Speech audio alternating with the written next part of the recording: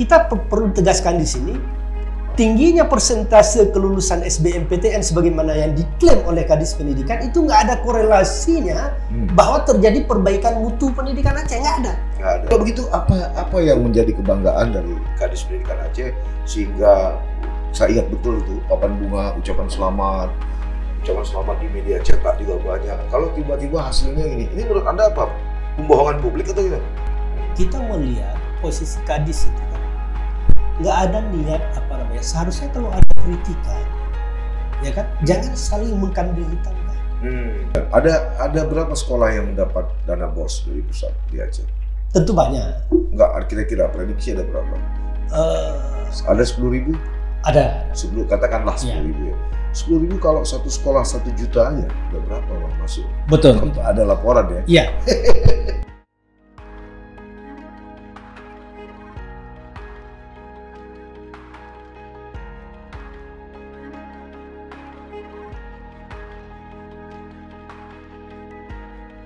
Assalamualaikum warahmatullahi wabarakatuh.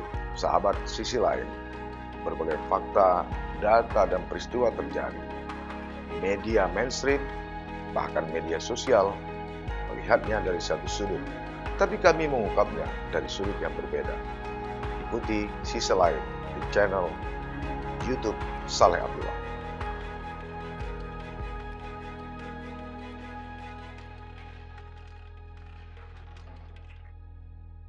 Sahabat Sisi Lain, sejak perdamaian Aceh atau 2008 yang lalu, pemerintah pusat telah mengucurkan sekitar 88,838 triliun untuk Aceh yang bersumber dari dana otonomi khusus. Digunakan atau rata-rata digunakan per tahunnya 2,4 triliun. Dana sebesar ini dikelola oleh Dinas Pendidikan Aceh. Sayangnya dana yang besar ini ternyata tidak bergerak lurus dengan kualitas pendidikan para siswa di Aceh.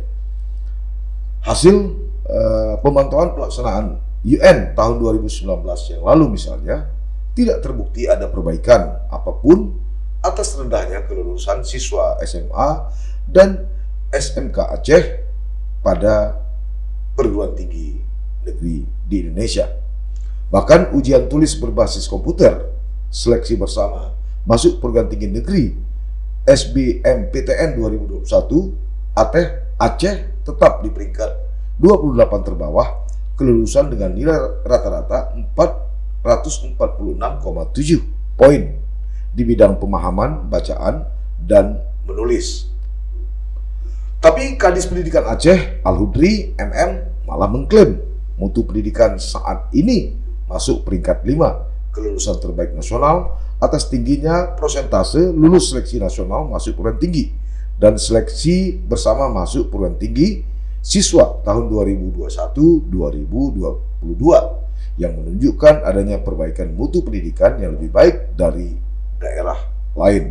Ini klaim dari Al-Hudri sebagai Kepala Dinas Pendidikan Aceh. Tapi ada satu pernyataan menarik dari Dr. Samsuardi MA, Ketua Lembaga Pemantau Pendidikan Aceh. Beliau justru menulis pada salah satu media pers lokal, ternyata 15 tahun pendidikan Aceh terburuk. Apa analisa dari Dr. Samsuardi ini? Kami telah mengundang ke studio Sisi Lain alumni S1 Fakultas Pendidikan, Sekolah Tinggi Ilmu Tekuci Partikulu, S2 beliau selesaikan di UIN Araniri Banda Aceh hingga S3. Assalamualaikum Pak Samsuardi. Waalaikumsalam warahmatullahi wabarakatuh. Saya langsung aja, apa yang mendasari Anda menulis ini? Menurut saya ini sangat tajam. 15 tahun pendidikan Aceh terpuruk. Apa indikatornya sehingga Anda bisa menulis seperti ini? Iya. Jadi kalau kita bicara tentang pendidikan Aceh, Bang, tentu banyak parameter memang yang harus kita lihat untuk mengukur keberhasilan Aceh itu dalam membangun pendidikan. Salah satu yang dinilai itu dari sisi melihat mutu pendidikan, dari sisi pelaksanaan ujian nasional yang telah 15 tahun kita lakukan hingga terakhir kemarin tahun 2019. 19, ya. Jadi sebelum ujian nasional ini dihentikan karena pandemi COVID tahun 2020-2021 sehingga dibatalkan pelaksanaan ujian nasional, sekarang nggak ada lagi. Membuktikan data yang kita peroleh ini data resmi juga dari pemerintah, Bang. Dari pemerintah Aceh? Ya, data resmi dari kalau di opini kita malah disebutkan sumber itu secara akurat. Itu capaian rata-rata nilai ujian siswa sekolah menengah atas menurut provinsi tahun 2019 itu Aceh itu di urutan terbawah, itu capaian nilai rata-rata dengan total poin 40,0 poin. Ya. Itu dari 33 provinsi, kita yang paling ujung dari sisi capaian nilai rata-rata kelulusan ujian nasional. Itu kalau kita mengukur dari sisi tentu capaian nilai rata-rata nasional ini, kalau kita buka dokumen-dokumen lengkapnya, itu tidak ada perubahan signifikan dari dulu pemberlakuan selama 15 tahun, sekarang evaluasi terakhir masih sama juga. Kemudian yang kedua, Bang, untuk melihat progres perbaikan mutu pendidikan Aceh, sekarang patokan yang mendasari salah satu mengukur mutu pendidikan Aceh itu dilihat dari sisi seleksi bersama masuk perguruan tinggi. Itu uji berbasis komputer. Nilainya nggak boleh direkayasa, memang real apa adanya. Ya, kalau dinas pendidikan itu mengklaim memang terjadi tingkat kelulusan yang tinggi, tentu tingkat kelulusan SBMPTN itu bantahan kita bukan untuk memperbandingkan mutu satu daerah itu lebih baik dibandingkan daerah lain, bukan. Ya, kenapa terjadi melemahnya mutu ini? Apakah faktor tidak punya dana, kurangnya sarana prasarana, kurangnya kualitas mutu pendidik, atau gimana? Ya, tentu kalau kita bicara faktor yang mempengaruhi mutu pendidikan kita yang rendah, tentu ada banyak sekali faktor. Nah, banyak variabel. Banyak sekali variabel. Kalau dari sisi dana, kalau kita potret dana anggaran pendidikan Aceh, banyak sekali itu besar sekali anggarannya. Kita beli cendol tenggelam, Iya. Jadi anggaran 2,4 triliun itu, Bang, itu cukup besar. Bahkan kalau kita bandingkan kebijakan ini, contoh kebijakan satu, saya ungkap di sini, itu di Bali itu tunjangan besaran tunjangan kinerja kepala sekolah dan pengawas itu sangat jauh besar dibandingkan tunjangan kepala sekolah yang ada di Aceh. Seharusnya selisihnya berapa? Di sana 6,5 juta. Itu anggaran 2T, tapi berani daerah memberikan 6,5 juta itu untuk anggaran tunjangan kinerja kepala sekolah. Karena kinerja kepala sekolah itu menentukan keberhasilan satuan pendidikan di level sekolah. Tapi kalau selisih kita ini kan 500.000, Bang. 500.000 kan jauh sekali nimpangnya. Padahal kita anggarannya kan besar. Itu belum lagi tunjangan kinerja guru. Kalau kita bandingkan dengan DKI Jakarta itu di atas 4,5 juta. Jadi kalau begitu kenapa Kadis Pendidikan Aceh Al-Hudri bisa mengklaim? Itulah, saya pikir beliau mengklaim ini kan permainan angka. Sampai ada ucapan papan bunga, sukses kan gitu, ya, kan? Iklan terakhir ketahuan bahwa ini hanya dimobilisasi gitu, untuk pencitraan. Betul. Jadi kalau di dalam opini yang kita angkat itu ada 3 argumentasi membantah klaim Kadis Pendidikan Aceh. Apa itu? Yang pertama, kita perlu tegaskan di sini, tingginya persentase kelulusan SBMPTN sebagaimana yang diklaim oleh Kadis Pendidikan itu nggak ada korelasinya bahwa terjadi perbaikan mutu pendidikan Aceh, nggak ada. Makanya Profesor Muhammad Nasih, siapa Profesor Muhammad Nasih? Itu Ketua LTMPTN periode 2021 udah membantah. Jangan jadikan data tingginya persentase kelulusan itu untuk memperbandingkan, nggak ada kaitannya. Ya, mantan rektor Rusia juga sempat membantah. Beliau kan wakil ketua LTMPTN, jadi tahu persis data ini seperti apa. Jadi kalau diklaim ini sebagai perbaikan mutu pendidikan, nggak betul. Karena itu alasan pertama, nggak ada kaitannya. Yang kedua, itu sebuah perguruan tinggi di PTN, Bang, lulus pada perguruan tinggi negeri, itu ada batas passing grade lulusnya. Ada yang cukup 300 poin skornya udah bisa lulus PTN ya. Ada 400, 500. Bahkan ada perguruan tinggi di atas 600, 700. Ya, misalnya UGM pasti grade-nya sekian. Ya, UGM itu Universitas Diponegoro dan sebagai ITB, UI dan seterusnya. Bahkan di UI Bang, itu tahun 2020 kalau kita lihat datanya Bang. Tahun 2022 ini kalau kita lihat di UI, ada satu mahasiswa kedokteran 740 skornya nggak diterima lulus di UI. Mungkin kalau di daerah PTN yang diklaim itu berkualitas bisa lulus. Makanya percuma lulus, tingginya angka persentase kelulusan PTN, tapi kalau yang lulus itu pada kampus-kampus, kita buka datanya itu, kampus-kampus PTN yang tuntutan skornya terbatas, yang tingkat daya saingnya nggak begitu imbang kalau kita bandingkan kampus-kampus terbaik. Ya, itu yang anda kritik ya. Jika mau fair, memperbandingkan kualitas kelulusan siswa Aceh lulus jalur SBMPTN, sebaiknya Distrik Aceh buka laporan terbuka, membuka laporan lengkap pelaksanaan. Itu coba dibuka. Itu sampai sehari belum dibuka. Ya mungkin kalau dibuka itu kan ketahuan semua. Akan ketahuan borongnya. Mungkin saya ada juga data ini Bang. Ini data laporan berapa capaian rata-rata skor kelulusan SBMPTN antar provinsi di seluruh Indonesia. Ada ya? Ada datanya. Datanya ada, bahkan di opini kita itu kita peringkat 28 itu kalau aspek yang ditesnya itu tingkat pemahaman membacanya itu di peringkat 28. Dari 30? Dari 34 provinsi.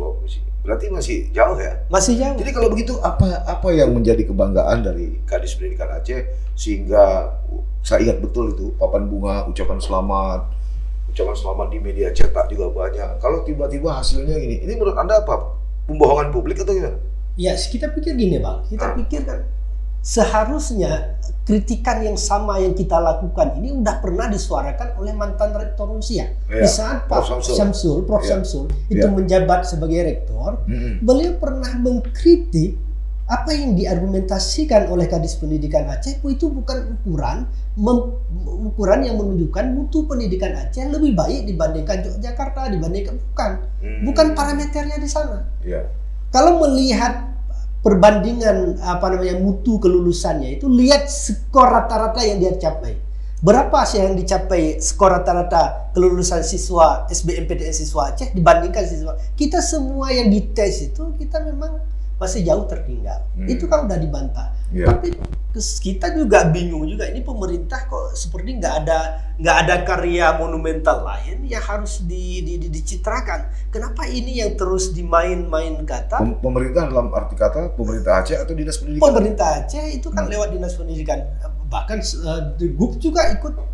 Ada yang membrief seolah-olah terjadi perbaikan mutu pendidikan. Padahal ini kan enggak. Gubernur yang lama, Gubernur yang lama ini kan. Kalau yang baru saya yakin itu kalau pencitraan model kayak gini mungkin beliau nggak terlalu tertarik, karena beliau itu tipikal PJ GUP ini memang suka kerja substantif, kerja senyap, yang penting segala persoalan itu dituntaskan. Yang model-model semacam ini apalagi akurasinya memang bisa dibantah, saya pikir nggak mungkin terjebak. Dari segi data kualitatif Anda bisa buktikan, Anda sudah menulis itu. Dari segi kuantitatif khususnya pencitraan ini ada pemutarbalikan. Saya tidak berani mengatakan dalam tanda petik penipuan data dan informasi. Apa solusi menurut Anda yang harus dilakukan pemerintah Aceh atau PJ Gubernur Aceh terhadap Dinas Pendidikan Aceh? Yang pertama Bang, ini kan kalau bicara tentang masalah pendidikan, ada banyak sekali masalah pendidikan. Ada masalah disparitas guru yang belum tuntas kita selesaikan, sertifikasi guru yang masih sangat terbatas, kemudian ada pelatihan guru tingkat efektivitasnya yang tidak berdampak pada perbaikan uji kompetensi guru dan seterusnya banyak. Di antara sekian banyak, tentu Dinas Pendidikan ini harus ada program skala prioritas. Skala prioritas programnya harus kita lakukan sekarang. Ini saran kita sama Kadis Pendidikan Aceh. Yang pertama kan semua daerah ini kan berlomba-lomba, anaknya ini kan, siswanya ini kan tembus pada perguruan tinggi terbaik. Bahkan di luar Pulau Jawa itu Bang, kalau kita melihat di sana, kelas 3 itu ada pesantren-pesantren yang swasta itu nggak belajar lagi materinya karena udah dipadatkan ke kelas 2, kelas 1. khusus membahas soal-soal mau kuliah kemana, ke UI, apa soal yang menjadi harus yang dia kuasai. Udah fokus ke sana. Kemudian diberikan akses beasiswa. Karena kan sumber beasiswa sekarang kan banyak. ABDA, LPDP, ada beasiswa Jarum dan seterusnya, ada banyak sekali. Kita juga di Aceh berpeluang. BPSDM kan setiap tahun ada anggaran beasiswa. Kenapa nggak difokuskan aja, dibuat kursus rata-rata kabupaten kota, barang 10 orang per kabupaten yang menjadi andalan, ya kan, dibuat kursus membedah soal-soal, mau dia kemana, kampusnya apa yang harus dia kuasai, siswa kuasai, kemudian difasilitasi, kita kasih beasiswa. Kalau lulus di Trisakti misalnya, kamu lulus di sini, kita kasih beasiswa untuk kamu, selesaikan S1 di sana. Itu baru hebat dibandingkan kita investasi beasiswanya pada PTN-PTN yang tingkat daya saingnya itu rendah, tingkat yang dibutuhkan jurusan pada masa yang akan datang itu kurang, itu kan percuma. Dan BPSDM kan satu kelembagaan yang di bawah eksekutif yang tentu Pak Agung kan bisa panggil itu. Panggil BPSDM, panggil Kadis, kita sediakan porsi khusus. Tapi sekarang malah S1 tidak ada, S2 dan S3 kan beasiswanya kan untuk luar negeri itu kan. Tidak peduli mau anak orang kaya atau anak orang miskin ikut seleksi. Ini kan juga perlu dievaluasi sebenarnya. Ya, sebetulnya itu perlu dievaluasi juga karena kita harus kita prioritaskan sebetulnya kalau dari sisi beasiswanya khusus pada yang anak yang berprestasi dari keluarga yang berlatar belakang miskin dan seterusnya. Ini kan seperti tulisan Anda, ini sudah 15 tahun. Kadis Pendidikan Aceh, orang pendidikan sudah pernah, orang politik sudah pernah, orang ini, tapi penyakitnya nggak hilang-hilang ya. Di mananya? Hari ini kan katakanlah Al-Udri misalnya, dia kan bukan orang pendidikan, dia tidak berlatar belakang pendidikan S1, S2 atau S3-nya. Nah, gimana? Ya, kalau kita lihat memang ada pengaruh juga, Bang. Pengaruh sering sekali kita gonta-ganti pejabat eselon itu tidak berdasarkan keahlian yang dia kuasai di bidang itu. Kalau kita lihat contoh kasus ini pada periode Irwandi Nova yang periode ini, pertama kan duduk yang berlatar belakang Pak Syahridin di situ, latar belakang pendidikan dia, pernah jabat kepala dinas dia dan seterusnya, kepala dinas pendidikan kota dan seterusnya, ada rekam jejak yang meyakinkan sehingga dia tempatkan. Tapi nggak lama bergeser Irwandi, ada kasus tertentu, ya kan, beliau pun ikut diganti, masuk kepala dinas itu yang waktu di FIT Rahmat Fitri ini kan nggak masuk dalam nominasi 3 besar eselon yang dia minati di jabatan Kadis pada fit Properties itu sebelumnya. Kan dia tiba-tiba dari staf ahli masuk menjadi pejabat Kadis Pendidikan Aceh. Dari andai kata kita berilustrasi ya, dari 10 kepala SKPA, kalau kita tanya mana dinas yang Anda pilih, 8 diantara menjawab pasti dinas pendidikan. Kayaknya basah sekali itu ya. Betul. Ada dana bos ya gitu ya. Belum lagi soal pengadaan gitu ya. Betul. Karena besar sekali anggaran di situ. Sangat besar. Itu kalau kita lihat itu ada periode Rahmat Fitri sebelumnya itu ada 41, sekian miliar itu dana pembuatan wastafel itu yang sekarang masih menjadi persoalan hukum yang belum jelas ini statusnya seperti apa. Ya, ada berapa sekolah yang mendapat dana BOS dari pusat di Aceh? Tentu banyak. Enggak, kira-kira prediksi ada berapa? Ada 10.000? Ada. Katakanlah 10.000 ya. 10.000 kalau satu sekolah 1 juta aja, udah berapa Bang masuk? Betul. Ada laporan ya? Iya. cuma ini gini Bang, masalahnya kan yang saya lihat, memang kita ini kan anggaran double. Di dalam Undang-Undang Sistem Pendidikan Nasional, 20% itu harus dialokasi untuk bidang pendidikan, baik dari APBN maupun dari APBD. Kita dari APBN dapat, dari APBD juga 20%. Tapi kualitas nggak ada ya? Tapi kan nggak berimbang dengan kualitas, ya kan? Sebetulnya ini sangat tergantung kepada tim kerja Dinas Pendidikan Aceh. Apa mungkin karena itu dalam salah satu tulisan Anda membuat PJ Gubernur Aceh Ahmad Marzuki harus mengambil peran dan otoritatif yang dimilikinya untuk segera mengevaluasi kegagalan kinerja Kadisdik Aceh. Anda mengatakan gagal di mananya? Ya, kalau kita bicara gagal, kan 2 tahun itu untuk batas mengevaluasi seorang pejabat eselon itu kan udah memenuhi syarat.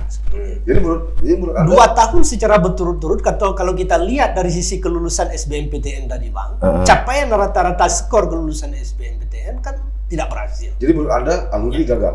Dari sisi perbaikan mutu pendidikan, Gagal. itu belum belum maksimal. belum maksimal. Oke, apa kalau nggak maksimal apa memang perlu diganti atau diperbaiki? Ya kalau diperbaiki mungkin itu hak prerogatif. Sudah 2 tahun kan? Sudah 2 tahun. Tentu kalau udah 2 tahun itu kan hak prerogatif gubernur.